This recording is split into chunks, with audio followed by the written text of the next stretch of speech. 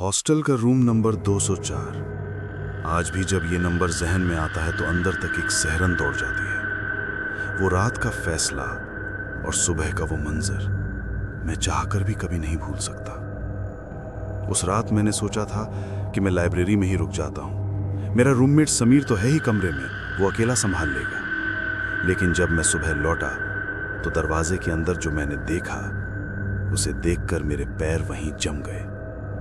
उस दिन मुझे एहसास हुआ कि मेरे साथ जो रह रहा था वो सिर्फ मेरा रूममेट नहीं था, वो कुछ और था। वो मेरे अतीत का एक ऐसा साया था जिसे मैं सालों पहले बहुत पीछे छोड़ आया था।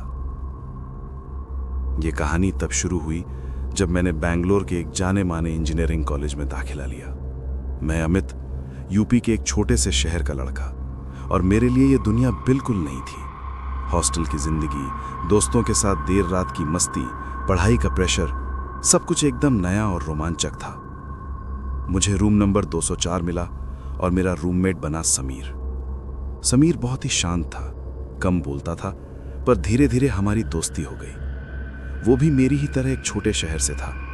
शायद इसीलिए हम दोनों के बीच एक अनकहा सा कनेक्शन बन गया था। शुरू के कुछ हफ्ते तो बड़े मजे में निकले। हम साथ क्लास जाते, मेस में खाते और आने वाले सेमेस्टर्स की प्लानिंग करते। हॉस्टल का अपना ही एक शोर था। कहीं से गिटार की धुन आती तो किसी के कमरे से क्रिकेट मैच की कमेंट्री।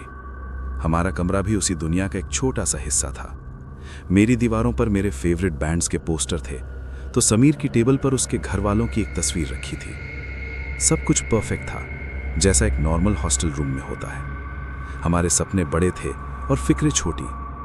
हमें कहाँ पता था कि हमारी इस नॉर्मल सी जिंदगी में एक ऐसा तूफान आने वाला है जो सब कुछ बिखेर कर रख देगा। वो रातें जो पहले दोस्तों के ठहाकों से गूंजती थीं, जल्द ही एक अनजाने डर की आहटों से भरने वाली थीं। मिड टर्म एग्जाम्स सिर पर थे। हॉस्टल का माहौल 180 डिग्री बदल चुका था। दिन रात का कोई हिसाब नहीं था, हर कोई बस किताबों में घुसा हुआ था। मैं और समीर भी देर देर रात तक जाग कर पढ़ रहे थे। एक रात एनालॉग सर्किट्स का एक मुश्किल टॉपिक समझने की कोशिश में सुबह के 3 बज गए। मेरी आंखें नींद से बंद हो रही थीं। भाई समीर, अब नहीं हो रहा यार, दिमाग फट रहा है। मैं लाइब्रेरी जा रहा हूँ, वहीं सोफे पर थोड़ी देर आंख लगा लूंगा, सुबह डायरेक्ट क्लास चला जाऊंगा, मैंने अपनी किताबें उठाते हुए कहा। समीर, जो किताब में पूरी तरह डूबा हुआ था, उसने अचानक सिर उठाया। उसकी आंखों में एक अजीब सी चमक थी, ऐसी जो मैंने पहले कभी नहीं देखी थी। वो हल्का सा मुस्कुराया, एक ऐसी मुस्कान जिसमें कोई भाव नहीं था, और बोला, ठीक है अमित, तू जा, मैं दरवाज़ा खुला छोड़ दूंगा, जब लौटे तो खटखटाना मत। उसकी बात सुनकर मुझे थोड़ा अजीब लगा। दरवाज़ा खुला छोड़ने का क्या मतलब था? पर मैं इतना थका हुआ था कि मैंने ज़्यादा सोचा नहीं। सोचा शायद वो डिस्टर्ब नहीं होना चाहता होगा। ठीक है भाई, कहकर मैं कमरे से निकल गया। जैसे ही मैंने दरवाज़ा बाहर से बंद किया, मुझे अंदर से एक हल्की सी फुसफुसाहट सुनाई दी। ऐसा लगा जैसे समीर किसी से बात कर रहा हो, जबकि कमरे में तो कोई और था ही नहीं। मैंने इस ख्याल को भी अपनी थकावट का वहम समझकर सिर झटक दिया और लाइब्रेरी की तरफ बढ़ गया। मुझे उस पल जरा भी अंदाजा नहीं था कि ये छोटा सा फैसला मेरी जिंदगी की सबसे बड़ी भूल बनने वाला था। लाइब्रेरी की खामोशी में मैं कब सो गया पता ही नहीं चला। सुबह अलार्म की तेज आवाज से जब आंख खुली तो बाहर अच्छी खासी धूप निकल आई थी। मैंने जल्दी से फ्रेश होकर किताबें उठाईं और हॉस्टल की तरफ चल दिया। सुबह की हवा में भी एक अजीब सी बेचैनी महसूस हो रही थी। हॉस्टल का कॉरिडोर रोज की तरह ही शांत था, पर आज ये खामोशी मुझे काट रही थी। जैसे ही मैं रूम नंबर 204 के सामने पहुंचा, मैंने देखा कि दरवाज़ा थोड़ा सा खुला है, ठीक जैसा समीर ने कहा था। मैंने धीरे से दरवाजे को धक्का दिया और अंदर कदम रखा। अंदर जो था, उसे देखते ही मेरी रीढ़ की हड्डी में एक ठंडी सिहरन दौड़ गई। पूरा कमरा तहस नहस था। किताबें फटी हुई जमीन पर बिखरी थीं, दीवारों से मेरे पोस्टर नोच दिए गए थे, और कमरे के ठीक बीच में समीर खड़ा था। पर वो समीर नहीं लग रहा था। उसकी पीठ मेरी तरफ थी। वो एक अजीब सी पोजीशन में खड़ा था, जैसे कोई कठपुतली हो जिसके धागे टूट गए हों। उसका शरीर हल्के हल्के कांप रहा था। कमरे में एक सड़ी हुई मीठी सी गंध फैली हुई थी, जैसे कोई चीज अंदर ही अंदर सड़ रही हो। समीर, मेरी आवाज डर के मारे कांप रही थी। उसने कोई जवाब नहीं दिया, वो बस वैसे ही खड़ा रहा। मैंने हिम्मत करके एक कदम और आगे बढ़ाया। तभी मेरी नजर दीवार पर पड़ी। कोयले से दीवार पर अजीब अजीब सी आकृतियां बनी थीं और उनके बीच में एक नाम लिखा था। एक ऐसा नाम जो मैंने सालों से किसी की जुबान से नहीं सुना था। विशाल। ये नाम पढ़ते ही मेरे पैरों तले जमीन खिसक गई। विशाल, मेरा चचेरा भाई, जिसकी मौत सालों पहले एक हादसे में हो गई थी। एक ऐसा हादसा जिसका जिम्मेदार कहीं न कहीं मैं खुद को मानता था। मैंने उस नाम को अपनी यादों की कब्र में दफना दिया था, तो फिर ये यहां कैसे? तभी समीर बहुत धीरे धीरे मेरी तरफ पलटा। उसका चेहरा, हे भगवान, उसका चेहरा बिल्कुल सपाट था। आंखें अंदर की ओर धंसी हुई थीं और होंठों पर वही अजीब बेजान मुस्कान थी जो उसने रात में दी थी। और फिर उसने बोलना शुरू किया, पर आवाज समीर की नहीं थी। वो एक बच्चे की आवाज थी, एक जानी पहचानी आवाज। वो विशाल की आवाज थी। तुम मुझे यहां भी अकेला छोड़कर चले गए थे अमित भैया? उस आवाज ने पूछा। मेरा पूरा शरीर सुन्न पड़ गया। ये नहीं हो सकता, ये मेरा वहम है, थकावट का असर है। मैं पागलों की तरह सोचने लगा। लेकिन वो आवाज, वो गंध और दीवार पर लिखा वो नाम सब चीख चीख कर कह रहे थे कि ये कोई वहम नहीं है। मेरे अतीत का वो साया जिसे मैं भूल जाना चाहता था, आज मेरे रूममेट के जिस्म में मेरे सामने खड़ा था।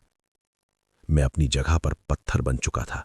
मेरे मुंह से आवाज तक नहीं निकल रही थी। वो मेरे सामने था, शरीर समीर का, पर आंखें और आवाज विशाल की। कमरे की हवा इतनी भारी हो गई थी कि सांस लेना भी मुश्किल हो रहा था। तुम कौन हो? आखिरकार मेरे मुंह से बस इतने टूटे फूटे शब्द निकले। उसके होंठों पर वो बेजान मुस्कान और गहरी हो गई। पहचाना नहीं भैया, मैं हूं विशाल। तुम तो भूल गए, पर मैं कुछ नहीं भूला। तुमने कहा था मेरा हाथ कभी नहीं छोड़ोगे, पर तुमने छोड़ दिया।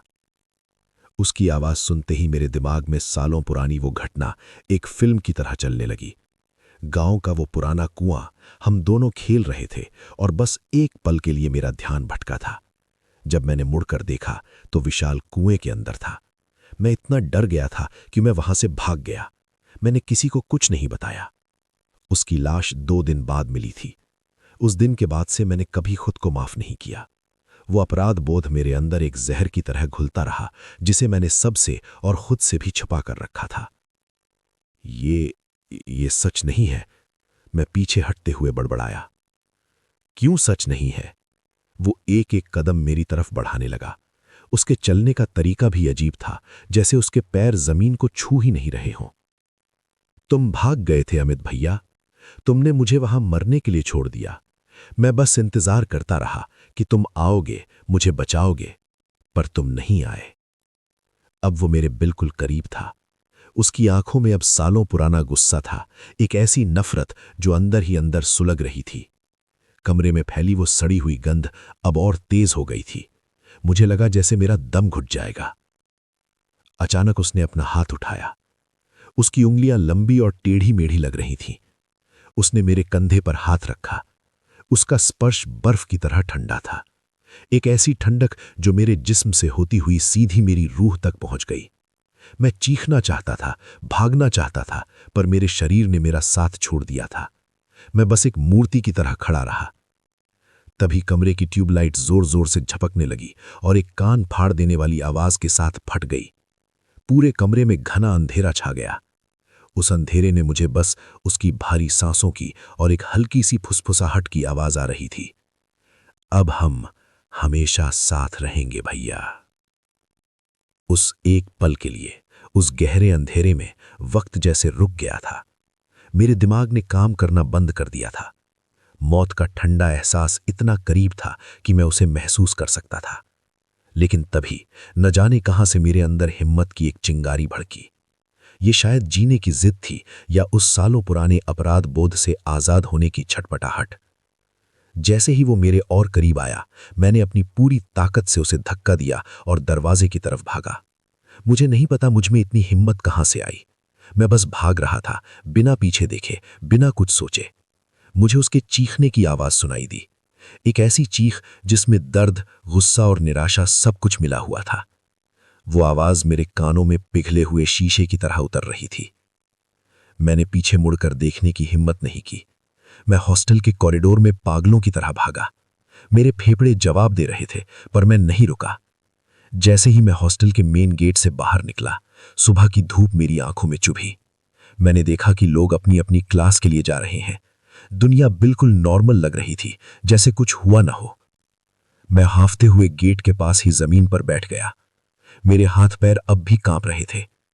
मैंने दूर से अपने हॉस्टल की बिल्डिंग की तरफ देखा और मेरी नजर चौथी मंजिल पर रूम नंबर 204 की खिड़की पर गई। एक पल के लिए मुझे लगा कि खिड़की पर एक परछाई खड़ी है जो सिर्फ मुझे ही देख रही है। मैंने फौरन अपनी नजरें झुका लीं। मैं उस दिन के बाद से कभी उस हॉस्टल में वापस नहीं गया। मैंने अपना सारा सामान उसी कमरे में छोड़ दिया और अपने एक दोस्त के घर चला गया। मैंने हॉस्टल वार्डन को बस इतना बताया कि मेरी तबीयत ठीक नहीं है और मैं हॉस्टल छोड़ रहा हूं। शुक्र है किसी ने ज्यादा सवाल नहीं पूछे। कुछ हफ्तों बाद मैंने कॉलेज ही बदल लिया। आज इस बात को कई साल बीत चुके हैं। मेरी एक नॉर्मल सी जिंदगी है। एक मल्टीनेशनल कंपनी में नौकरी करता हूं। लेकिन आज भी कुछ रातें ऐसी होती हैं जब मैं नींद में डर कर उठ जाता हूं। मुझे आज भी वो सड़ी हुई गंध और विशाल की वो आवाज सुनाई देती है। तुम मुझे अकेला छोड़कर चले गए थे अमित। मैं जानता हूं कि मैं उस रात रूम नंबर 204 से तो भाग आया था, लेकिन उस कमरे में जो साया था वो आज भी मेरे साथ है। वो मेरे अंदर, मेरे जहन में रहता है। शायद कुछ गलतियों की सजा आपको जिंदगी भर चुकानी पड़ती है। मैंने उस रात वो कमरा तो खाली छोड़ दिया था, लेकिन वो कमरा आज तक मेरे अंदर से कभी खाली नहीं हुआ। ये मेरी कहानी थी। ये सच है या मेरे डरे हुए मन का कोई वहम, ये मैं आज तक तय नहीं कर पाया।